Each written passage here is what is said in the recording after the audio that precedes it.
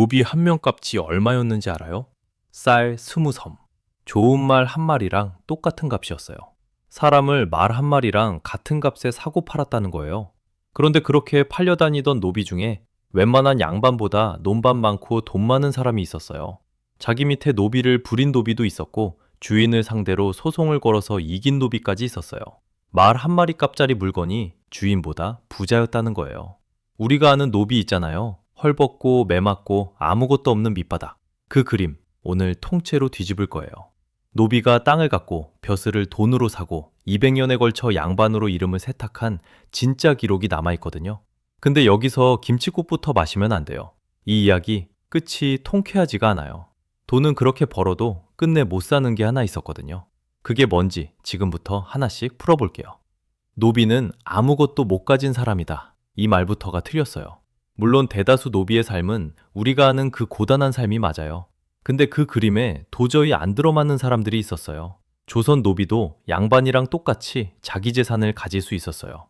논밭 사고, 집 사고. 근데 여기서 한 발 더 나가요. 노비가 노비를 샀어요. 자기 밑에서 부릴 사람을 돈 주고 들인 거예요.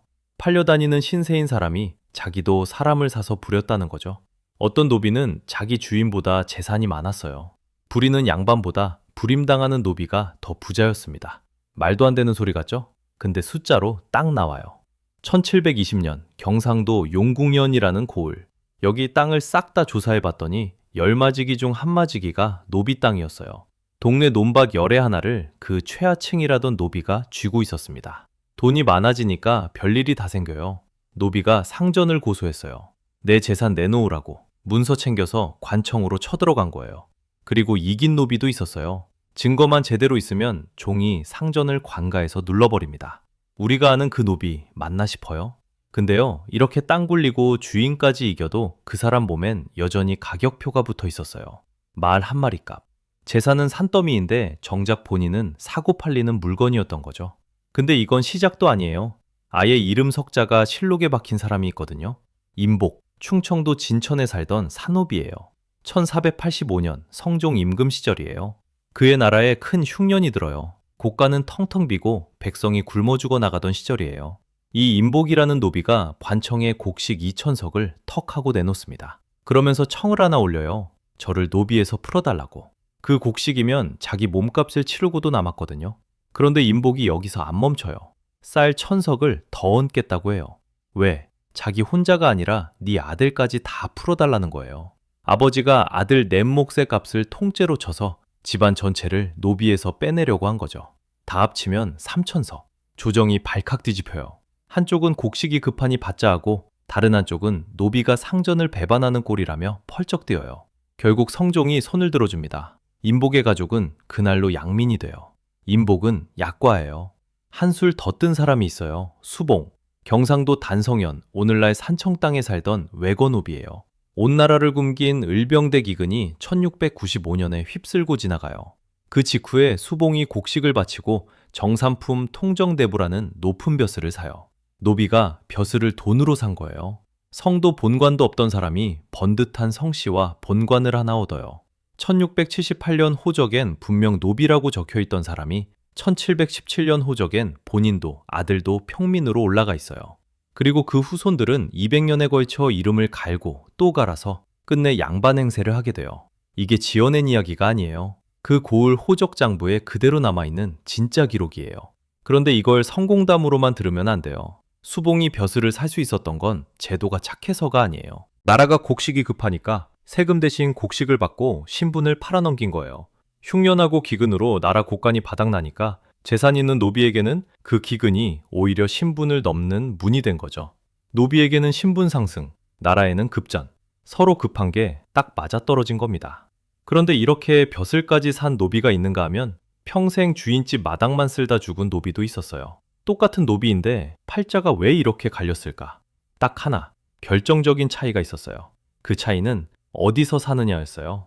부자가 된 노비들은 하나같이 주인집에서 뚝 떨어져 따로 살던 사람들이었거든요. 이런 노비를 외고노비라고 불렀어요. 주인집에 딱 붙어서 아침부터 밤까지 부림당하던 노비하고는 사는 세계가 아예 달랐죠. 나라가 주인이냐 개인이 주인이냐로도 갈렸지만 이런 부자는 죄다 개인 밑에 딸린 이 외고노비에서 나왔어요. 외고노비는요, 1년에 한 번 정해진 몸값만 주인에게 붙이면 그의 할 일이 끝이었어요.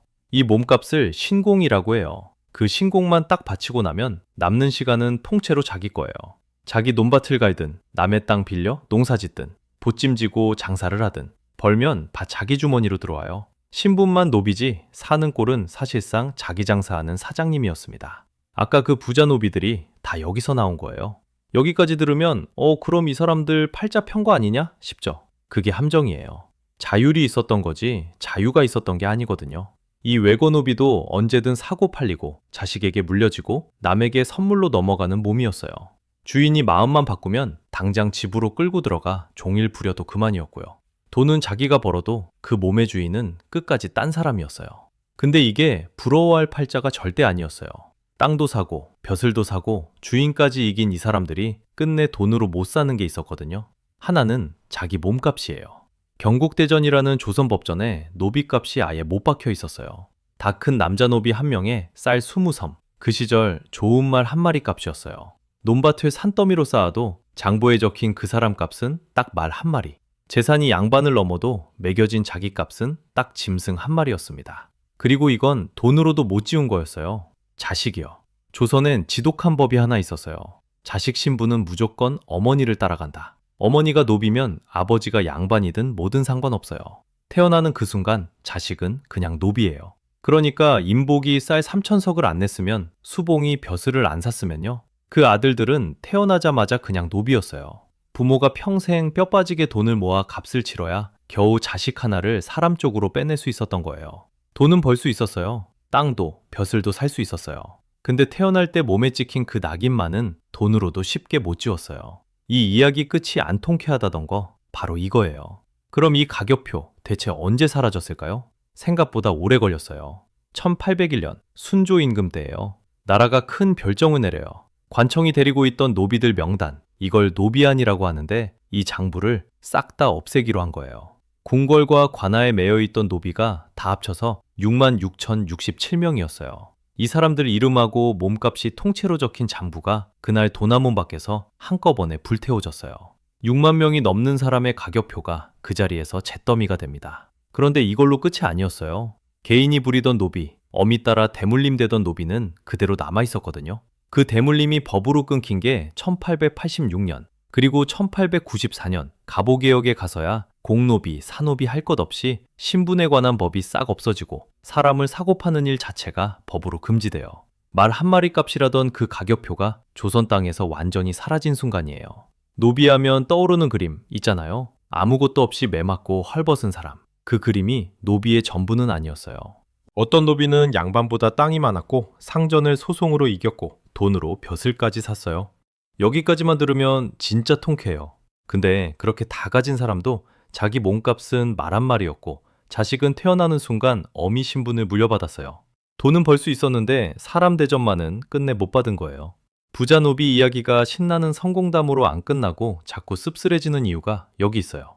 아무리 많이 가져도 그 사람은 여전히 누군가의 재산이었으니까요. 나도 몰랐던 역사였습니다. 성장 중인 채널의 구독과 좋아요는 큰 힘이 됩니다.